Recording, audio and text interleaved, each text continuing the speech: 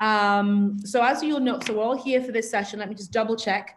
We're all here for the session titled Mentorship and Leadership, Mentorship and Emerging Leadership, Developing and Equipping a New and Diverse Generation of Leaders. We're all here for that session? All right. And Shirin is here as well. Welcome, Shirin. And we really want to look at what are the needs of the young people? What are the key issues that they're facing? What does your organization do to promote that leadership and mentorship? What gaps continue or remain? And so I think what we will do is just start with introductions of the panelists so that yes, we can all know who they are. And Umashanie is my first person here. So Umashanie, please take it away. Please go ahead and introduce yourself and your organization. Thank you. Thank you for having me here, Nketi. My name is Umashanie Reddy. I am the CEO of the Calgary Bridge Foundation for Youth, an organization that supports the settlement and integration of over 13,000 newcomer children, youth, and their families when they arrive in Calgary. Thank you. Okay. Thank you so much, Umashanie. Umashanie is literally one of the people in this world that I look up to. Thank you. And when we decided to do this panel, I was like, we must have Umashanie. So thank you so much. And Wyanne, please go ahead and introduce yourself, please. Namaste everyone. Good day. My name is Wyanne Smallboy-Wesley, and I am from Stoney Nakoda Nation, and I'm part of the Treaty 7 treaty. And I grew up in Bighorn, Alberta, which is west of Rocky Mountain House. And that's my community of the Stoney, out of the 3 Stoney communities, which is Morley, Bighorn, and Eden Valley. So I'm from Bighorn. So I am an Indigenous facilitator. I was the Urban Aboriginal Youth Initiative youth role model / representative in 2012. And that's where I actually met Umashanie there. Yes. when I was like in my early 20s. So yes, nice to see you again. And it's amazing how we cross paths again. So another thing about me is I want to share some really good news is that I also have my BA in business operations here at Calgary DeVry Institute of Technology. And I also have a community development leadership for Indigenous Women's Leadership Program with the Coady Institute at Antigonish in Nova Scotia. And I'm part of the alumni for 2014. And we this is the great news. We got some funding from Ryan Reynolds. He donated a nice handsome amount, as handsome as he is, he donated to our organization. So we've been able to match that to reach $1 million for our program. Wow. And I'm part of the campaign for that. So yay for Ryan Reynolds and yay for all of our donors and yay for our program for the Indigenous Women's Leadership Program. So that's a little about me. That's current. I'm employed for the Education Society and the Calgary Public Library. So welcome to you all. Yes. Wow. What an achievement. Wow. Congratulations, Wyanne. That's fantastic. Wow. And I see Jared here. So Jared, please go ahead and introduce yourself and also the organization or company that you are affiliated with. My audio is working now? Yes, yeah, awesome. I can hear you. Great. So my name is Jared Blustein. Thank you so much for having me here. I'm the founder of the Allium Worker Cooperative. So on the one hand, the Allium is just a restaurant, worker-owned restaurant. But I would say more than that, it is a proclamation of a need for more equity and a way to do economy and work different in our society. So we call ourselves a functioning model of socialism, and we point to structural issues of inequality, racism, gender issues, environmentalism. We tie all of these intersectional issues back into our economy generally. We look at capitalism as privileging many, or some rather, over many. And so we are trying to, instead of critique, create alternatives here in the heart of Calgary. So we've created a worker-owned and operated enterprise where we outwardly proclaim that we think there's something wrong with our economy, some issues, some clear issues, some leftover really glaring issues in our society. And so we try to show a different way of doing that. And in addition to being the founder of the Allium, I'm also a member of the staff collective at the Arusha Center. So I manage a complementary currency collaboration with affordable housing agencies here in the city, as well as an environmental wing where we're focused on oil and gas divestment. And then I also sit on the board of directors with the Alberta Community Cooperative Association, and I'm on the board of directors with the Canadian Worker Cooperative Federation. Alberta Community Cooperative Association, yeah, anyways, that's all of it. Thanks so much for having me here. All? Nothing else? That's all? That's fantastic. That's really, really amazing, Jared. And you know, it's interesting you mentioned capitalism, because capitalism, whilst it has its good things, the unfortunate reality of capitalism is that it creates winners and losers.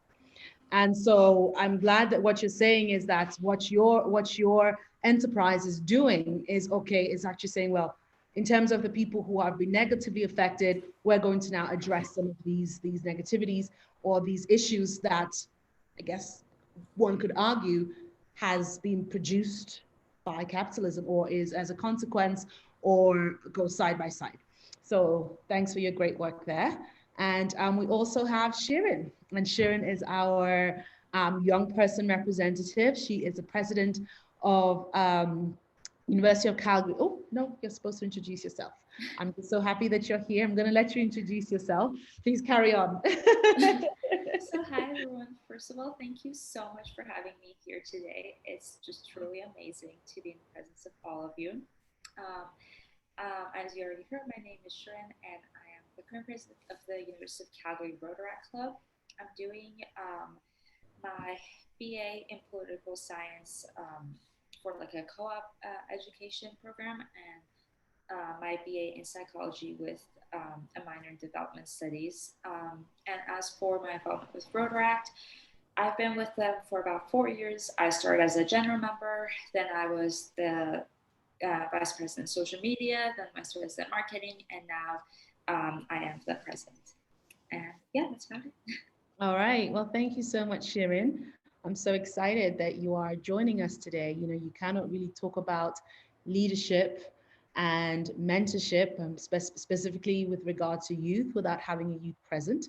You can't talk about that without understanding their perspective and understanding what their ideas and thoughts are. And so, you know, it's a great honor to have you here with us. And Shirin has a special place in my heart because she is one of the presidents of Rotaract Club, and I am also a member of Rotary. And I was a Rotaract Club when I was younger, Rotaract member when I was younger. And so it's a pleasure to have you here with us. And yeah, so without further ado. Thank you so Sure, much. sure. Let's get started. Don't forget, if you have any questions, do include them in the chat, and I will try and inject them as we go along. So the first question is, what are the key issues faced by young people, and how would you say the current pandemic has affected these issues or exacerbated these issues? And so I'm going to start with Umashanie. Umashanie, please go ahead. Thank you. Well, Canada has grown out of the diversity of humanity from all around the world, and this has altered our status in Canada, has improved our status in Canada over the years. So I do want to say that these immigrants from humble beginnings and refugees come to seek a better life in Canada, and some come to seek refuge in a safe and welcoming country like Canada. All said and done, it is incumbent upon us to be embracing of this new family that has entered Canada.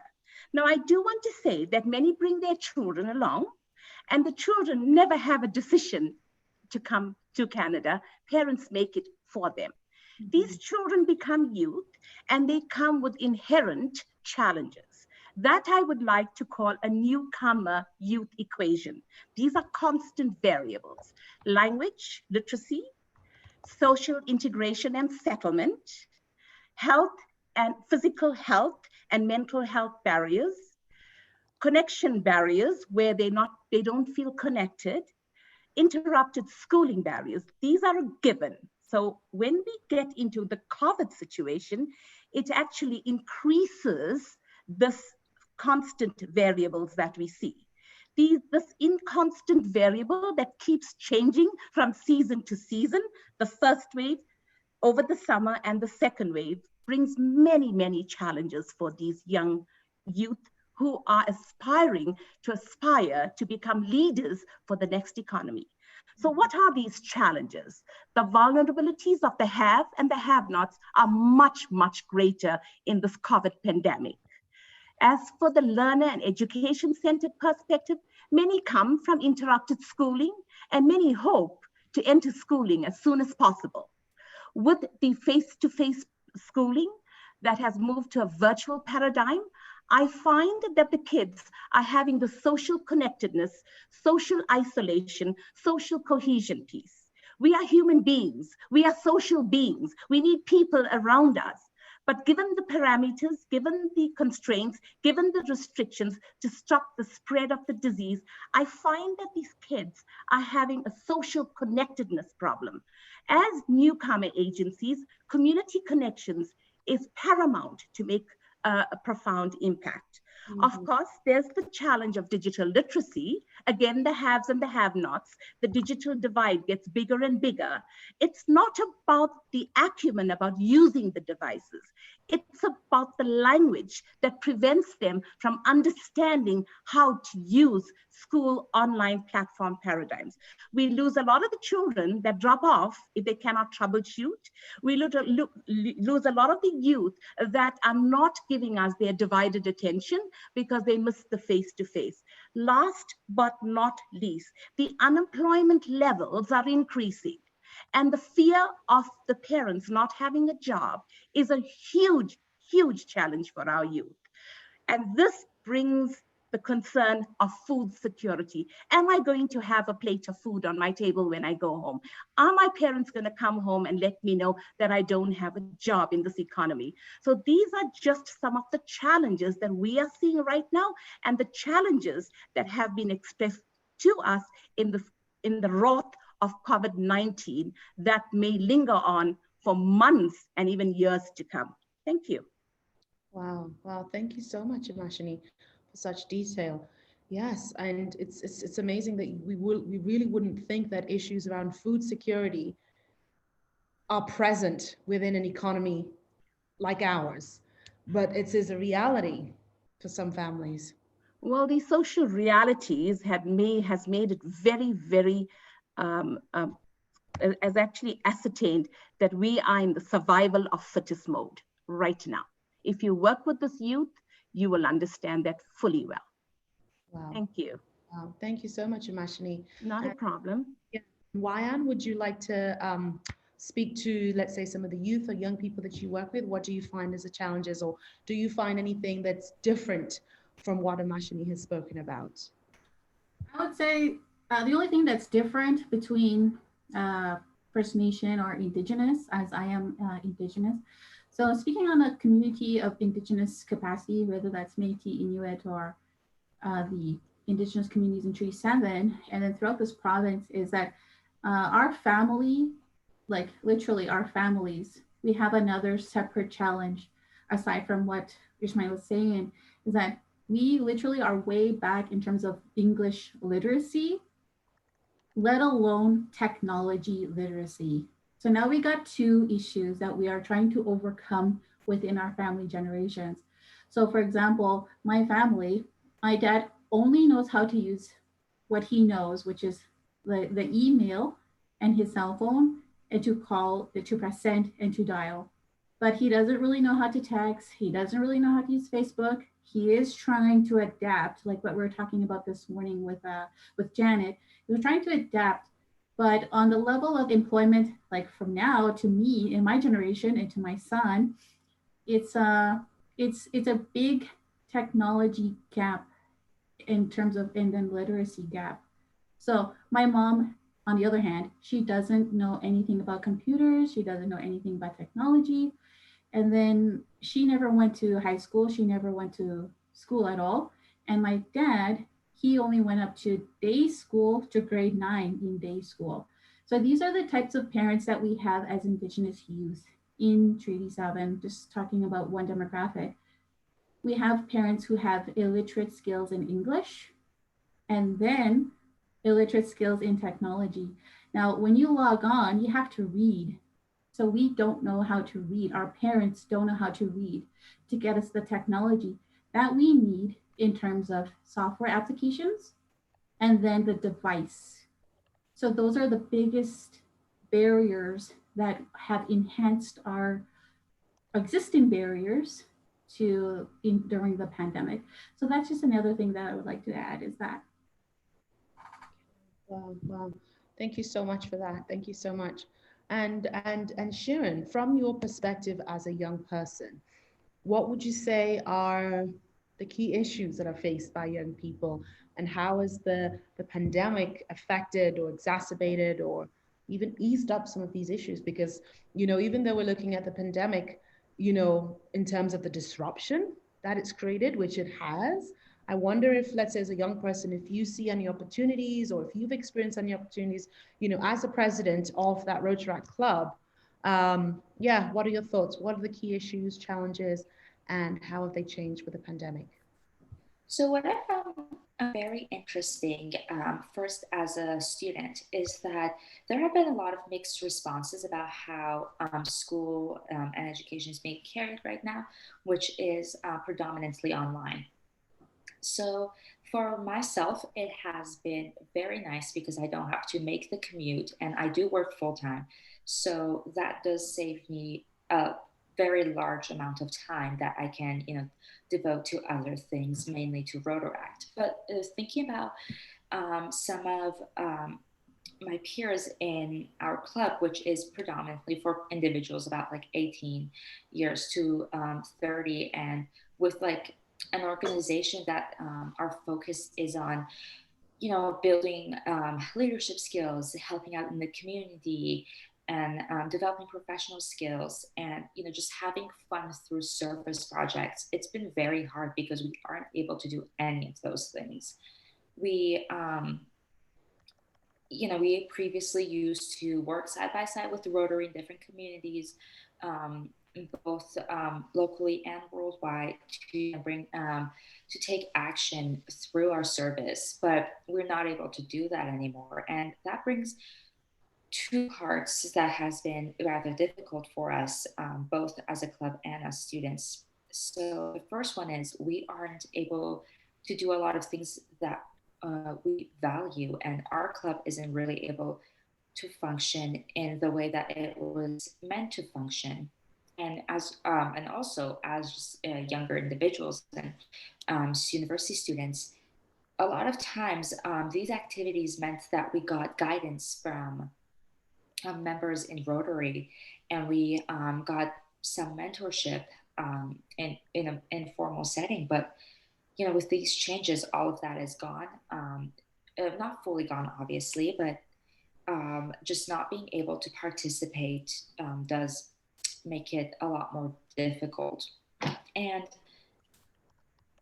the other part is we, as a club, and specifically as the president of the club, I am seeing constantly that we are now having a large attrition rate because members and members we've had previously or new members are not interested in joining our club now that we are not able to do what we are meant to do and we have been working to do. So while and there have been benefits. So for example, we are focusing more on having guest speakers come in and having like launching a new mentorship program with our district to help our members build their leadership skills, their social skills, their networking skills.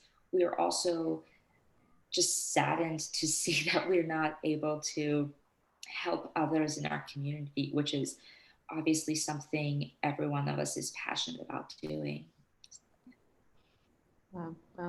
Thank you for that. And it's a shame that you're saying that mentorship piece is reducing, because that mentorship piece is really important in developing and growing leaders. Okay, thanks, Shirin. And Jared?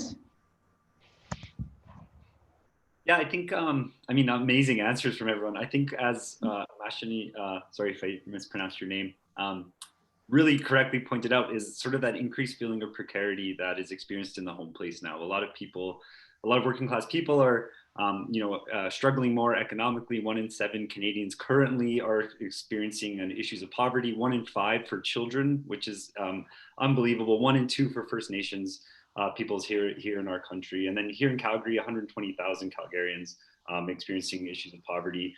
1 in 4 are a paycheck away from, essentially being poor. So, COVID pandemic is only exacerbating these issues a lot.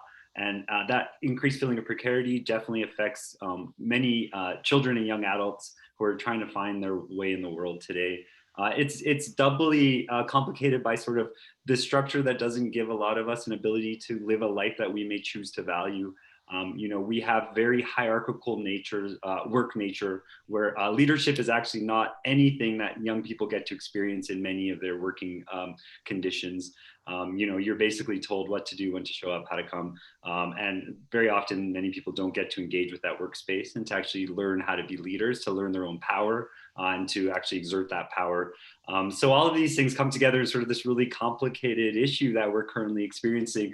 I would like to point out something that's really interesting, though, on the other hand, is a lot of young adults I'm speaking with right now are actually doing better off than they have been for a bit. And I say this sort of a bit tongue in cheek, but also there's truth to it. I mean, and it's largely because of CERB. There is a financial paycheck, a check that came from the federal government to all working class people who could apply for it. And for many of them, for many younger working class folks, this has allowed them to pay off credit card debts.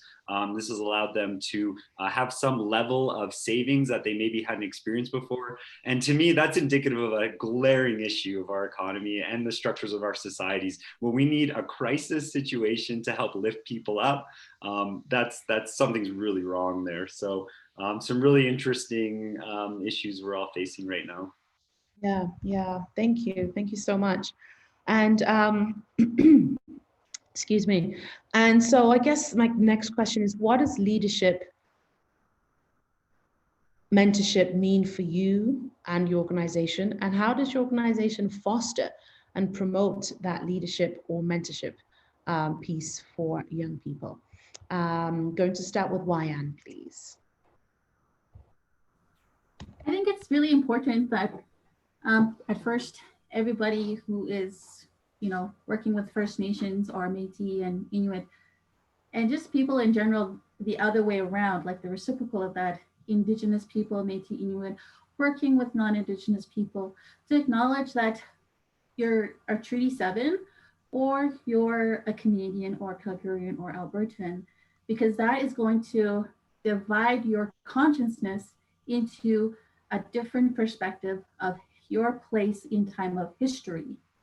So what that means is, for working with Indigenous youth and mentoring them as a non-Indigenous person, you got to do your history and you got to acknowledge what has happened to our people is also part of your responsibility. Meaning that your government is separate from our government and they're not the same. And then at the same time, the power structures and the institutions, like what Jared was talking about, those structures is literally not the same when it comes to Indigenous people's paths to success. Mm-hmm. We're very, very different when we have our resources in our reserves and in our Indigenous communities, and then the resources that you have in the urban setting like Calgary or in the county or in your province, those resources are not allocated sufficiently to everyone where everybody has equal equity to the same advantages to succeed in life. And for me, as an Indigenous youth growing up in Calgary for 10 years, I found that I didn't have those resources of mentorship where someone who was non-Indigenous mentoring me and telling me, it's okay that you don't know what you don't know when you're coming to the non-Indigenous community. It's okay. But instead, I was expected to know everything when I first came to Calgary from the reserve. I was expected to know how life should work. And I was so ignorant. And many of us are who live on the reserve, coming to the city or coming to a town, we're very ignorant in the times of history that we live in now, in the modern world. We're very ignorant. So the also same is true with the non-Indigenous people getting to know us, is you're also ignorant in trying to navigate us into the world that we don't even know exists even today. So no one was able to mentor me effectively to make it in Calgary, to survive effectively uh, until now. Until now, we have Indigenous mentors who are professionals who can now navigate Indigenous youth and non-Indigenous youth in their own industry, in their own careers, in their own professional expertise. Because of the Truth and Reconciliation. Like, I think the Truth and Reconciliation is a big bonus for the Canadian citizens to really have that opportunity to have a safe space to talk about what really happened, where the Indigenous youth are really coming from, and then where are we right now? How do we see ourselves inside your industries, inside your institutions, inside the workplace?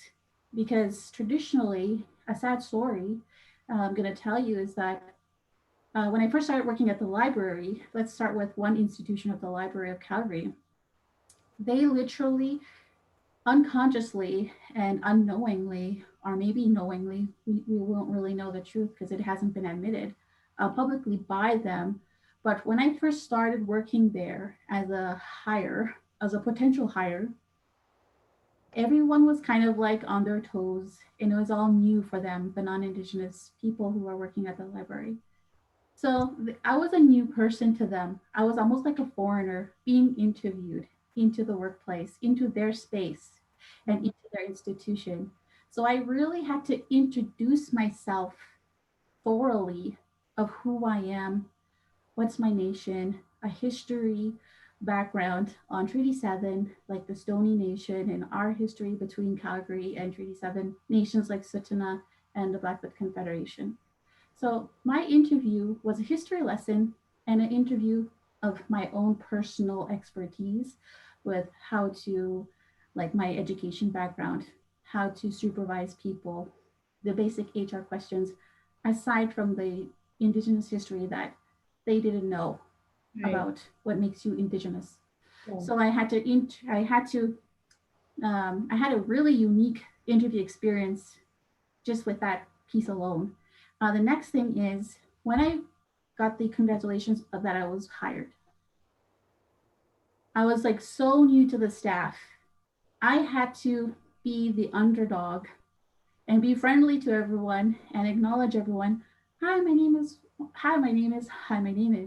I was welcoming myself to the workplace instead of them working me into the workplace. I was welcoming them to Treaty 7. You're on Treaty 7 territory. You're on Stoney territory. This library is on my people's territory. And because of us, you wouldn't have existed.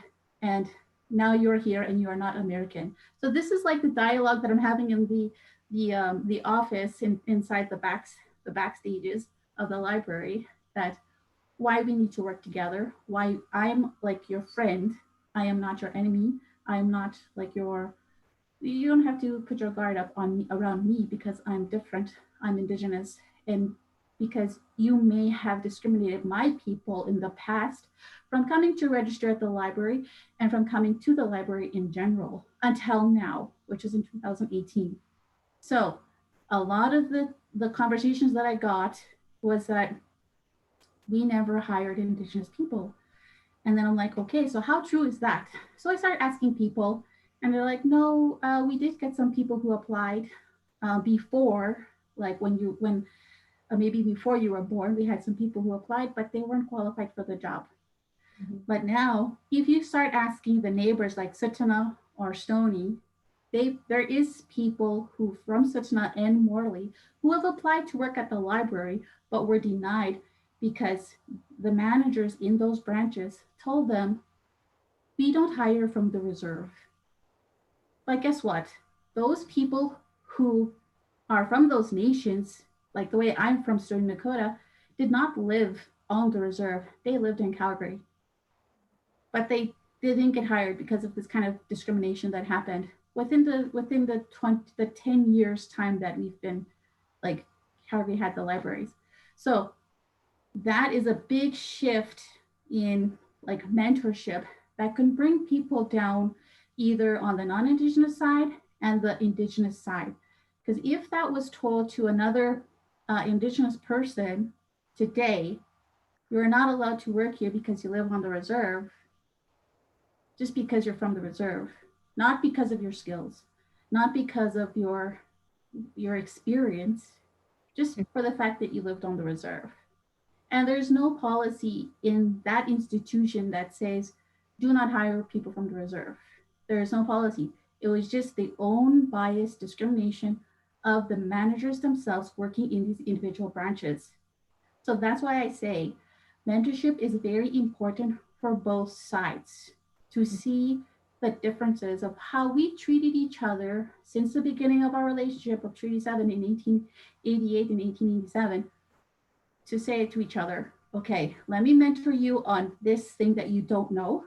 And then in exchange, you can mentor me on the things that you want to know about me and my ways of doing things. And then sharing that exchange as Indigenous and non-Indigenous. So it's a long story, but it's a true story. And I think it's one that needs to be shared because you guys are all Calgarians.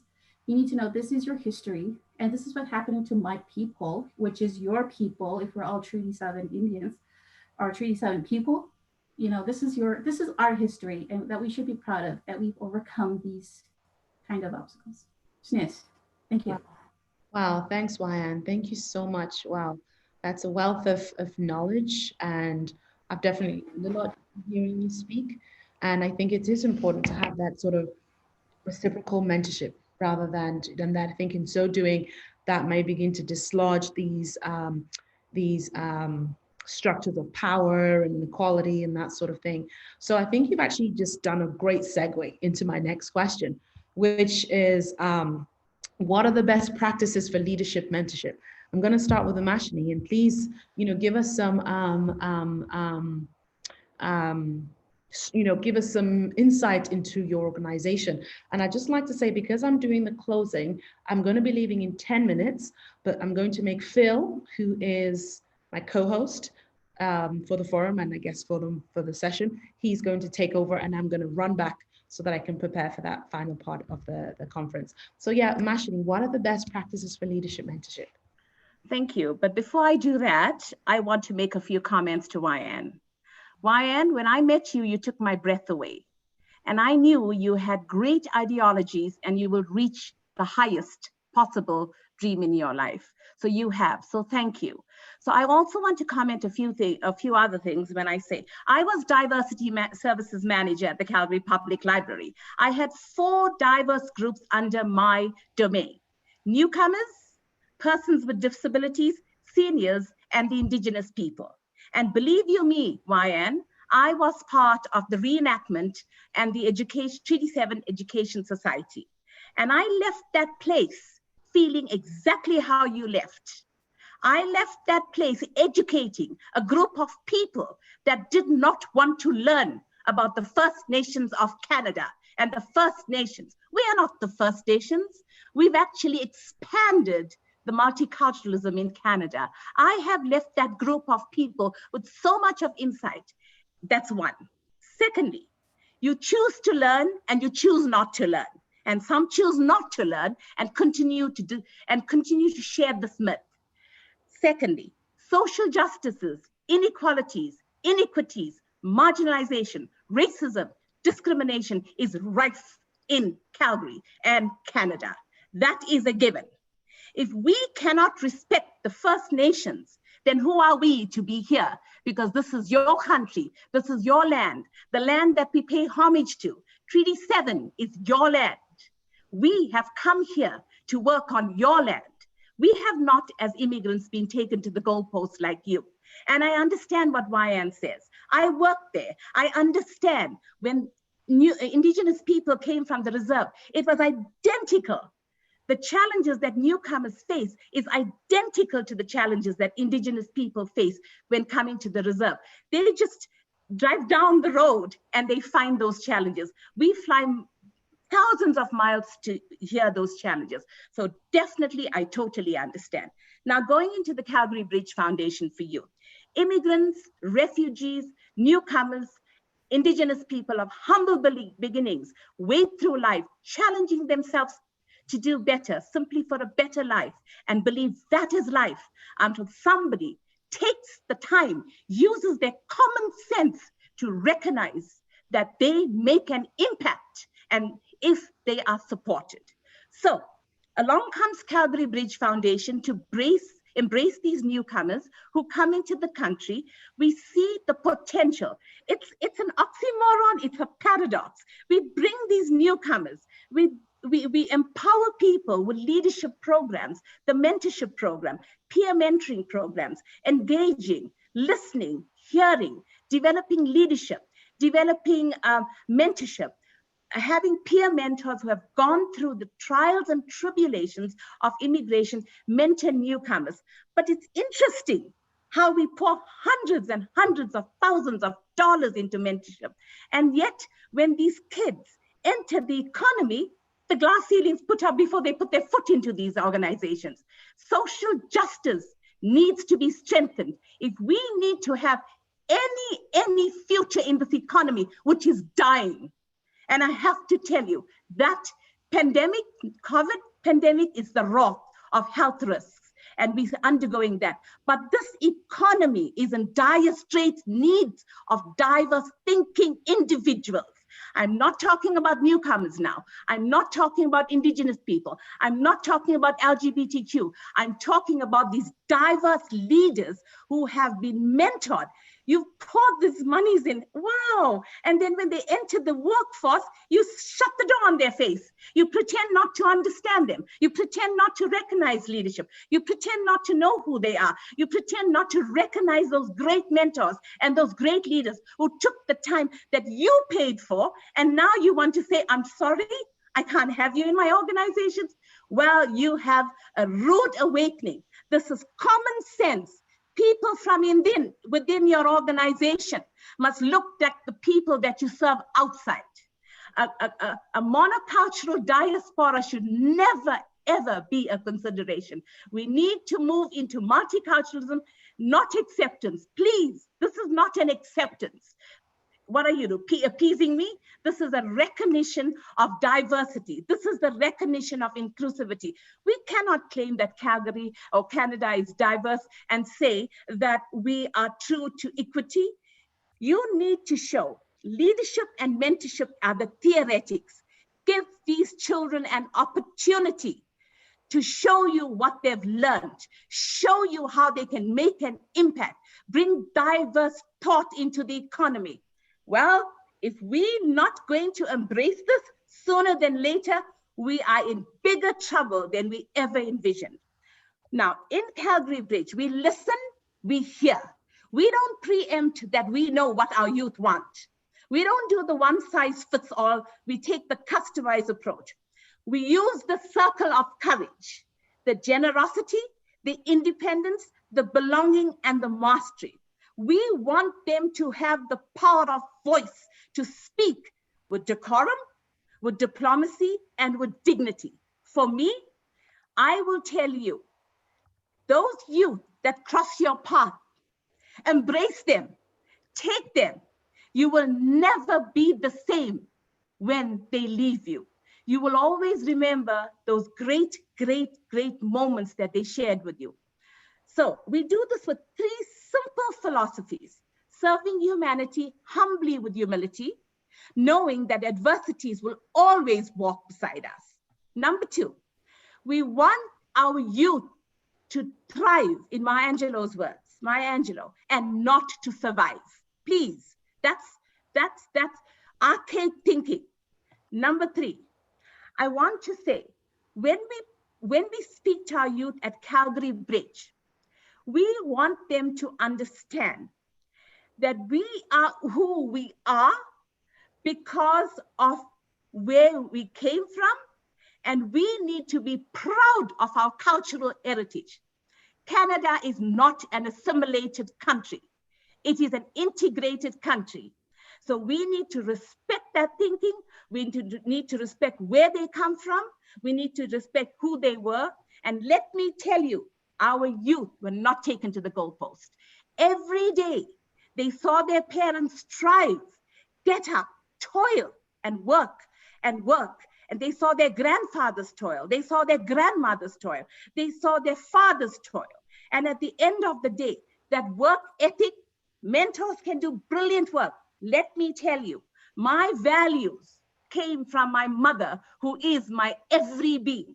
And those are the values that I instill in my daughter, who's soon to be a lawyer, because she saw me thrive, she saw me toil, and she saw me thrive against all the odds. And believe you me, I am a woman of color, and I have faced racism, discrimination, marginalization, underrepresentation. And I'll tell you right now, it is rife in Calgary. Thank you. Wow, Umashanie. Wow, that was something. Wow, you're absolutely correct. And our young people, they need to be able to thrive, not survive. And we have to give them an opportunity. We shouldn't, the glass ceiling should not be put up, and we should really provide these opportunities and leadership and mentorship opportunities. And unfortunately, I have to run because I have to just get mic'd up. So I'm just going to leave it over to Phil. So Phil, can you please complete the panel? Umashanie, thank you so much. Wyanne, Shirin, and Jared, thank you so much. And thank you everyone else for participating. I will see you all shortly. Take care. Over to you, Phil. Umashanie, wow, that was powerful stuff. Excuse my language, but all I can say is fuck yes, that's amazing. Well, I'm South African, right? So I've gone through the trials and tribulations of Wyanne speaks, of what Wyanne speaks to. Awesome. I think your passion is a perfect segue to Jared and the work that he's doing, because I think what he's doing with the Allium is completely flipping all of those ceilings that you speak of. The Allium is flipping it on its head. And so Jared, maybe in 2 minutes, can you kind of give us an insight as to the revolutionary work that is taking place at just this restaurant? Yeah, I mean, I guess really what I think it's such a hard act to follow. I'm sorry. I think really when we look at issues, just to tie this into this concept of mentorship and leadership, when we look at this, I mean, this connects to a broader concept of education in my mind. It's all about education. And I always draw on the work of Brazilian educator Paulo Freire when I try to think of education, who wrote this amazing book in the late 60s called Pedagogy of the Oppressed. And it still stands so true today. Essentially, he breaks down our understanding, our ability for education through two major sort of lenses. One is called problem solving and one is called banking mode.